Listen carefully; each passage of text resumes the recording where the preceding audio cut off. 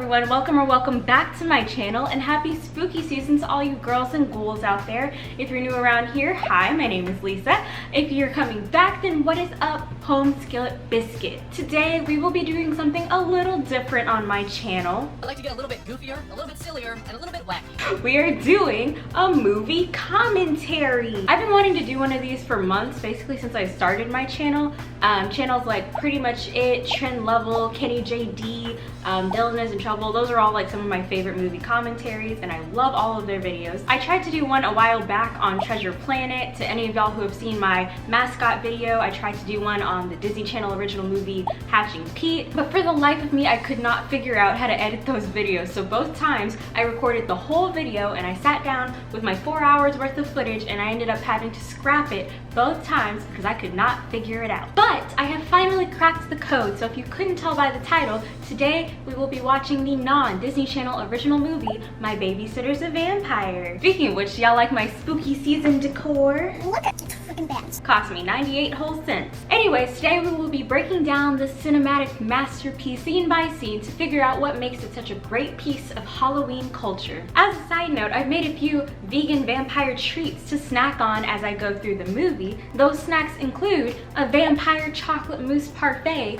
spooky soul berries, blood-splattered popcorn, and a non-alcoholic blood cocktail. If you'd like to see the process of me making any of those snacks, the video will be linked right up here. Feel free to check it out right after you finish this video. So a little backstory about me. When I was a kid, I really didn't like Halloween that much. I was more of a Christmas gal myself. But even so, Disney Channel's Monstober was one of my absolute favorite times of the year. During the entire month of October, Disney Channel would run all of its Halloween special episodes of all of the TV shows. They would marathon all of their Halloween movies, and it was just a good time. The era where you could watch My Babysitter's a Vampire the movie, the show, Gravity Falls, Wizards of Waverly Place, both Twitches, all 4 Halloween Town movies, it was just...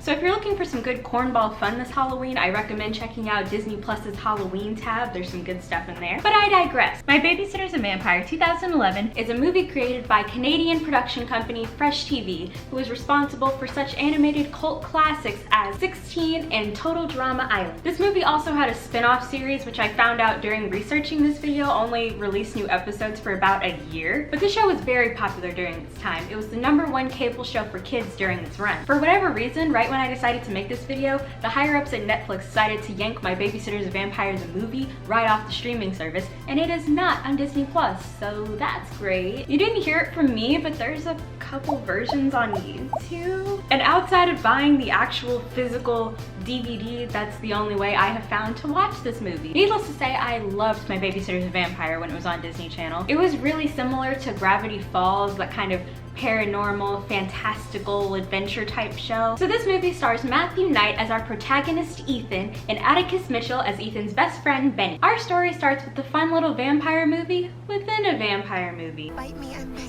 you. Ethan's little sister Jane is watching this universe's Twilight ripoff called Dusk, which we will find out is just as popular in this universe as Twilight was in ours. As a side note, the last Twilight book should have totally been called Dusk and not Midnight Sun. It's an almost identical title for an almost identical story. Would have made perfect sense. Anyway, so the boys, being the middle schoolers that they are, decide to celebrate their first day of high school tomorrow by eating copious amounts of ice cream. Tomorrow, we officially join the high school brotherhood. We are men. So Ethan and Benny are fighting over marshmallows when Jane hears weird noises coming from outside the house.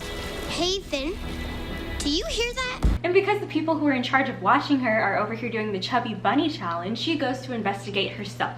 Teenagers really are dumb. So Jane goes outside, fully equipped in her bathrobe with her bunny doll, and she's ready to take on whatever threat comes her way. Luckily for everyone, it's just a high school jerk beating hockey pucks against their garage, but this kid immediately gets his comeuppance when he is yeeted right out of their driveway by an unseen force. This causes Jane to scream right as her parents are pulling up to the house. Wait, are you hurt? What are you doing outside? Ethan! Naturally, Ethan's parents are pretty livid for letting their little 10-year-old daughter be loose out in the streets, so they decide that their high schooler needs a babysitter. So the next day is Ethan and Benny's first day of high school, and as the opening credits are rolling, we hear the song Girl Next Door by Copperpot, and this song is actually the theme song of the show, and let me tell you, it slaps.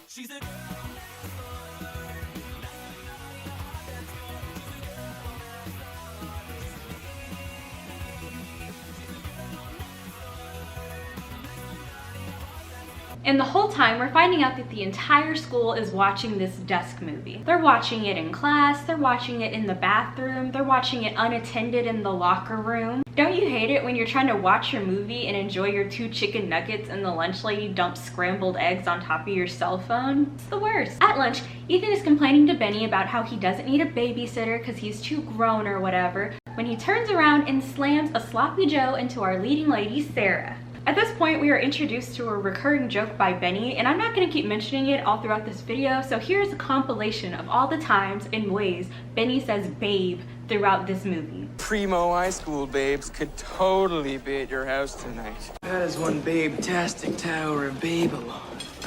They signed the babysitter yet? No. First sign of Babeselle approaching, and I am there. That your robo-babe from school?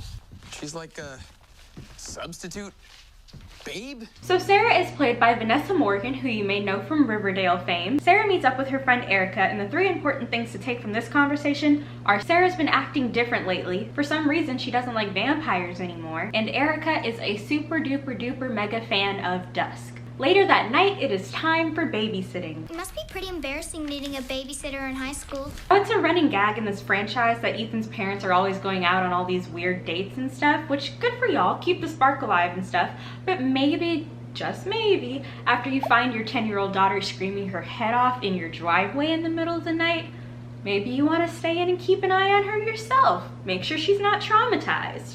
Who knows? That's just me. So Erica, who we met in the last scene, was supposed to be Ethan and Jane's babysitter, but there's a problem, you see. Sarah and Erica are walking along when they run into Sarah's boyfriend, Jesse. He and Sarah have a little confrontation where we learn that the reason Sarah doesn't like vampires anymore is because Jesse turned her into one. You're the one who said you like vampires.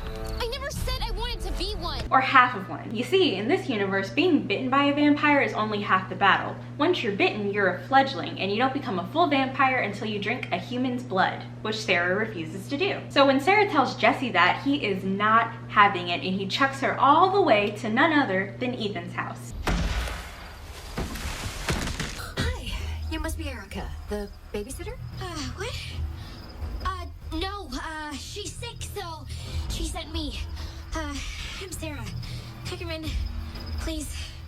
So imagine Ethan's surprise when his crush, who he slammed a sloppy joe into not but a couple hours ago, arrives at his house. Because Ethan's parents, after they found their daughter screaming in the driveway last night, they said, you know what sounds good? A little yeehaw square dancing. While Sarah's at Ethan's house, we hear her arguing with Erica on the phone. Erica, would you please listen to me? You have to get away from those guys. You see, Jesse and his posse have convinced Erica to go to a party that night. We're gonna find out later that this party is actually a vampire potluck where Jesse and his crew invite all these humans and turn them into new vampire recruits. At this point, we get our first seed of paranormal activity from Ethan, which I learned is called psychometry. Psychometry. The supposed ability to discover facts about an event or person by touching inanimate objects associated with them. So Ethan touches Sarah's arm, and when he does it, he sees spooky visions of things he can't quite understand yet. Sarah goes out to try to save Erica from the vampire party, and Ethan and Benny, being the macho men they are, try to go out and save Sarah. Naturally, the boys don't want to leave Jane alone again, so they call over Benny's grandma, and she arrives in like 2 minutes. Anytime, dear. She smells funny. Which begs the question, why didn't Ethan's parents just ask Benny's grandma to babysit in the first place? Because A, she's available, B, she's willing to do it for free, and C, she literally lives right next door. Why was she not the first option? The next section of the movie is sectioned really weird, where Sarah, Ethan, and Benny go back and forth to the house like 3 times in a row. But the highlights are, the first time, we see Sarah in an alley snacking on Mickey Mouse over here, which is how she's able to stay alive as a fledgling without drinking human blood. When we go back to the house, Ethan and Benny are attacked by a vampire pizza delivery hitman who's trying to kidnap Sarah and bring her to Jesse. But the trio is able to defeat him with the power of a wooden stake, a debating trophy, and a garlic pizza. It's what heroes do. Then everyone leaves the house again, but this time we're going to the vampire party. When we get to the party, Sarah tracks down Erica, who's wearing this $10 Etsy t-shirt, and we get one of several jokes that I was baffled to hear on Disney Channel as a 10-year-old. It's not like I'm going to give in to peer pressure. Besides, nobody here's even drinking. Not yet. I haven't mentioned the third member of Ethan and Benny's dork trio named Rory. Ethan and Benny are both portrayed as dorks in this movie. They're always making weird pop culture references to all these different nerdy things. But somehow, Rory is framed to be the dorkiest dork of them all. Like, they are always roasting Rory, even though he's the exact same brand of Dungeons and Dragons dweeb as they are. But Rory's at this party too, so the boys come to his rescue. It's here that we get yet another plot hole, because it is established earlier in this movie that vampires don't have reflections and they don't show up on camera, but Benny sees some, quote, dancing vampire babes, 12 o'clock, and pulls out his camcorder, even though the footage would look something like this.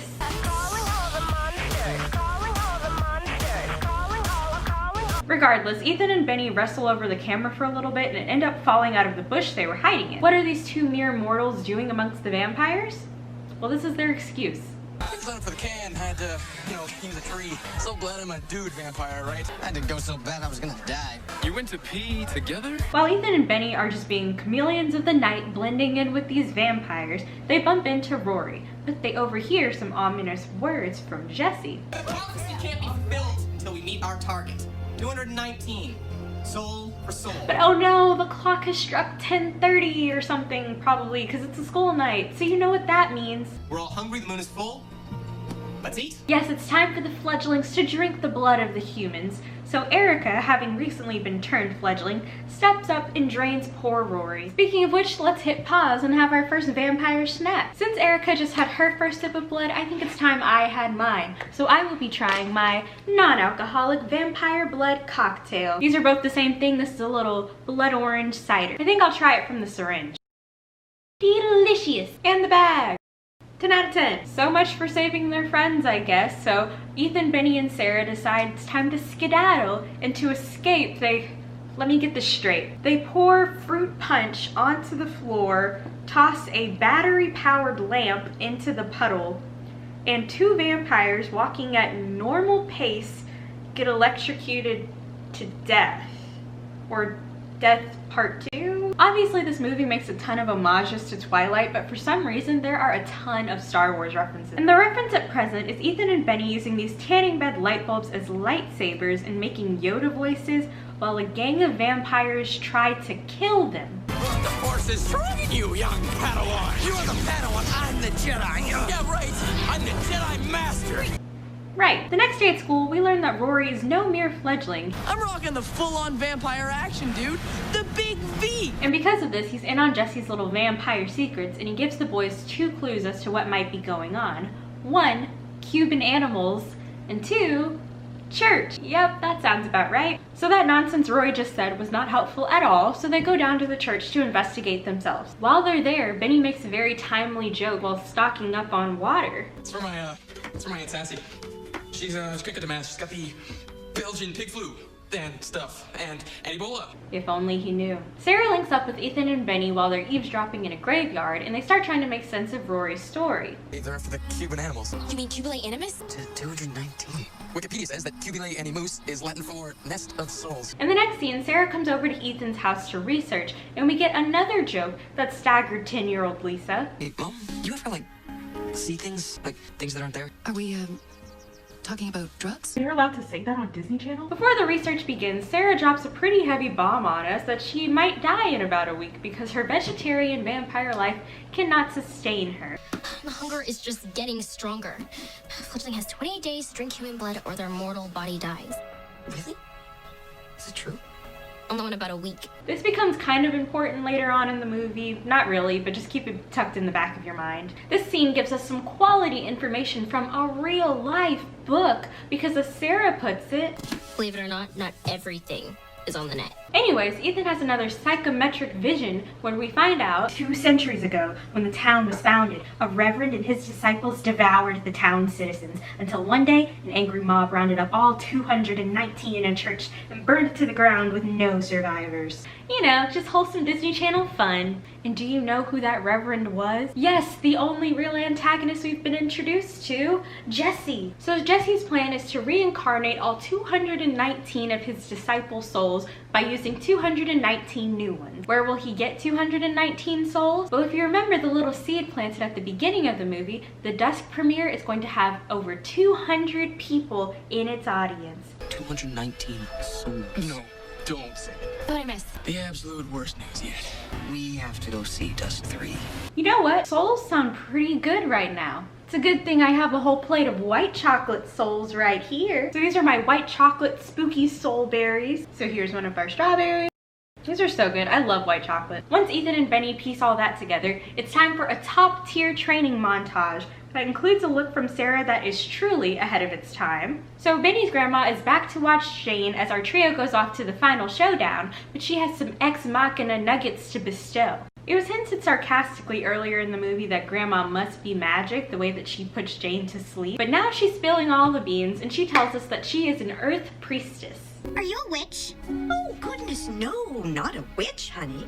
I'm an earth priestess. Very different and much more fun. But that's not all. Grandma's coming in clutch with the weapons. We've got silver daggers. We've got spellbook. Benny's a spellmaster. Ethan's a seer. 10 minutes later, when the gang pulls up to the Dusk premiere, Benny proves himself useless by immediately making his spellbook disappear. But it's time for the final battle. All these unsuspecting Duskers are settling in for the premiere when Ethan yells that there's a fire to make everyone evacuate.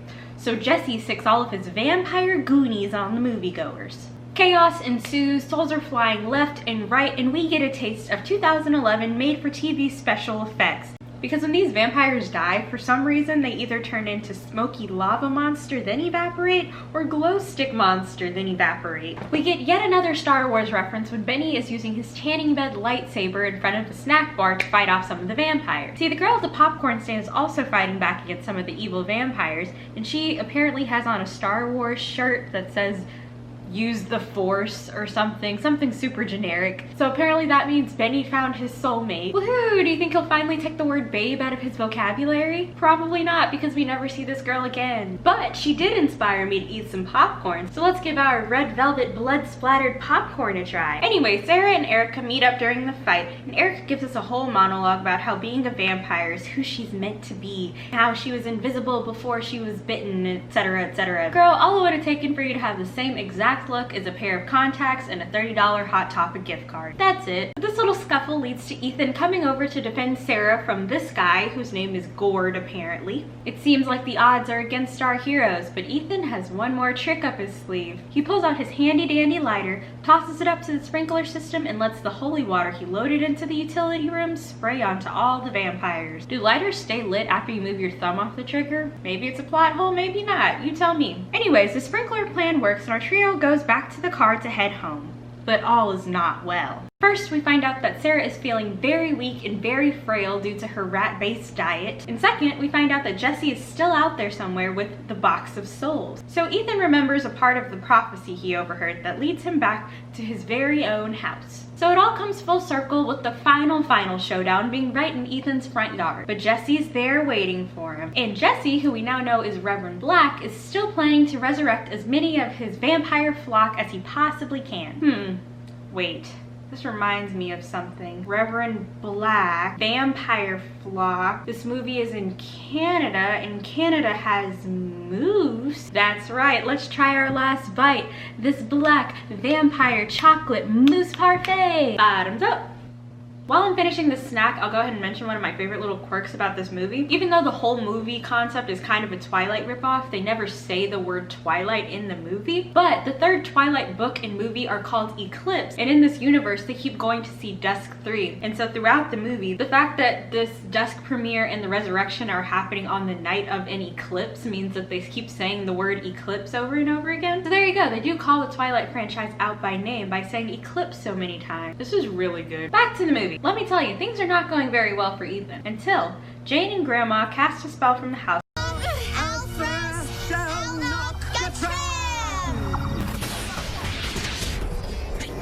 You can have the box, but not what's inside. You wrecked their premiere. Now you deal with them.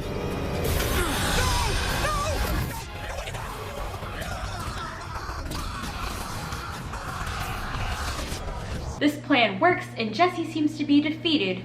For now. And as a little bookend to the babysitter storyline, Ethan's parents come home in their little box at the top cosplay and see Sarah sitting calm, cool, and collected on the couch. How was your night? Did you have any trouble? Not much. It was pretty dead.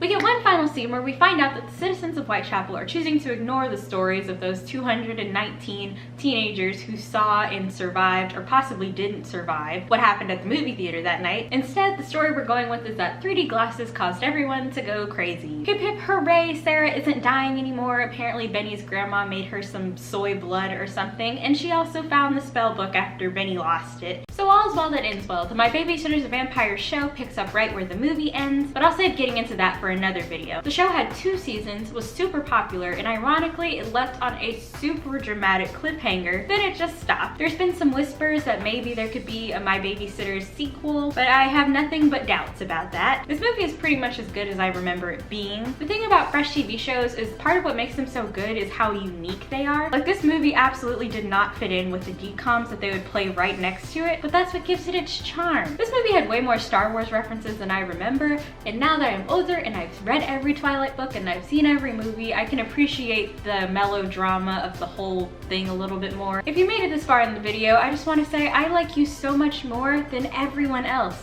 And that's true. Again, if you want to see me make any of the vegan vampire treats that you saw in this video, feel free to click the link up above or down in the description box. Everything was delicious. And let me know in the comments down below if you'd want to see more movie commentaries. This is a format that I've been wanting to do for a while, where I make a movie commentary and I make snacks themed after whatever the movie is. So let me know if this was a terrible idea or not. Of course, this was all in good fun, but hit the subscribe button down below if your babysitter was in fact an actual vampire. Hopefully I can get this video out before Halloween, but even if I don't, I hope you have a fantastic rest of your spooky season. Thank you so much for watching, and as always, I will see you in the next one. Toodles!